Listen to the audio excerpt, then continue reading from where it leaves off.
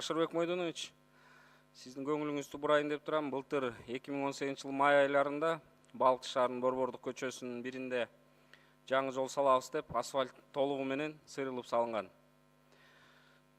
2018 күз айларында жол салуу иштери кечиккенге байланыштуу мен өкмөт башчысына кайрылдым эле. Подрядчикке ушул жылдын аягы менен бир 250 миллион сомдон ашык каражат берген атасыздар. Бир шарт берсеңиздер, ушул Балыкчы шаарынын центральный көчөсүн асфальттап берсин деп.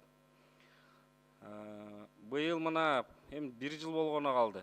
Ошол жол сыйрылган бойдон турат.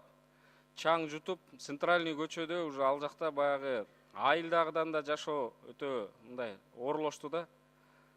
Анан мен Мирлан Сакбекович кайрылат элем, бир протоколдук поручение кылып, ошол оңхай подрядчигин жөнүндө прокуратурага берсеңиздер, эмне үчүн мындай кыянаттык кылып атышат?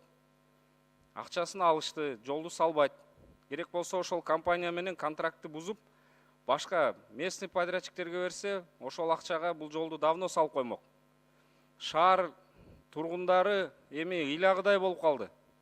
Чаң басып, 21-кылымда жашап аткан Балыкчы шаарды 19-кылымга алып барып койдуңуздар. Эми анда каражат жок болсо, жок дегенде асфальтын сыйрыбай кое турбайбы? 1 жыл болду асфальтын сыйрып койду. Эч иштер жүрбөй атат. Ушул боюнча да Ашырбек Мойдонович өзүңүз контролго алып койсоңуз.